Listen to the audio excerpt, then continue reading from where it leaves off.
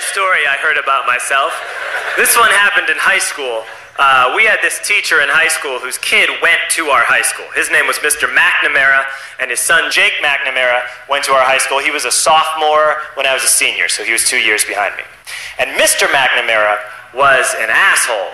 And one weekend, he and his wife decided to leave town, which you should never do if you're an asshole.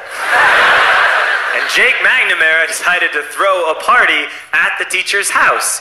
Hooray! And everyone around town heard about it, and we all got up individually and thought, okay, let's go over there and destroy the place. I walked into this party, everyone I had ever met was there, and everyone was drinking like it was the end of the world. People were drinking like it was the Civil War and a doctor was coming to saw our legs off. It was totally unsupervised. We were like dogs without horses. We were running wild.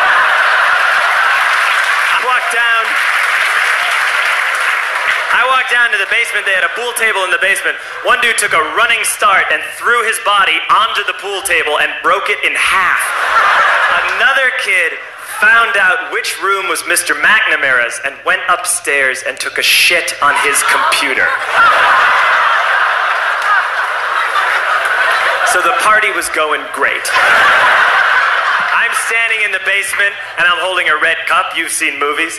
And I'm standing there and I'm holding a red cup and I'm starting to black out. And I guess someone said like, something, something, police. And in a brilliant moment of word association, I yelled, fuck the police! Fuck the police! And everyone else joined in. 100 drunk white children yelling, fuck the police. With the confidence of guys who have like already been to jail and aren't afraid of it anymore. You know, that like, I'll serve my nickel, you come and take me confidence. But white children. The reason someone had said something, something police was because the police were there. So a Chicago police officer walked down the stairs and got to the bottom in the basement and looked out over a sea of drunk toddlers yelling, fuck the police, in his face. And he was almost impressed. He was like, wow. And then he leaned into his walkie-talkie and went, get the paddy wagon. And my friend John, who is now a father, this man now has a baby, he grabbed a 40, smashed it on the ground and yelled, scatter! And everyone ran in a different direction. We all ran in different directions. It was like that scene in Ratatouille when the humans come in the kitchen and all the rats go in different ways. We all ran in different directions. I ran into the laundry room and I jumped up on the washing machine and I crawled out through a window into the backyard, and now I'm running through the backyard and there was this big chain link fence and I thought, I've never climbed a fence that high before. And then I woke up at home.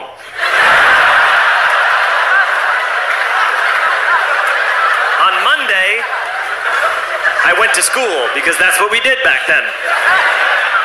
And I'm walking into the school building, and who do I see but Jake McNamara? And he says to me, hey, were you at my party on Saturday? And I said, no, you know, like a liar. And he said things got really out of hand. Someone broke the pool table. Someone took a shit on my dad's computer. But the worst thing, he says, the worst thing is that someone stole these old antique photos of my grandmother, and my parents are freaking out about it. And I had that thought that only blackout drunks and Steve Urkel can have.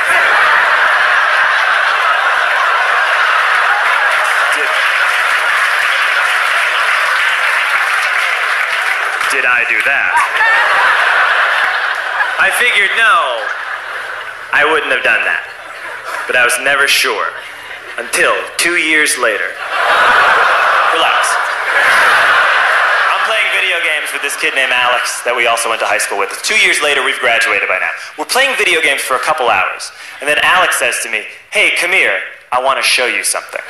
And he takes me into his bedroom, and then he takes me into a side room off of his bedroom. Never a good thing to have. He shows me a tiny room that is covered wall to wall in stolen antique photos from different people's parties over the years.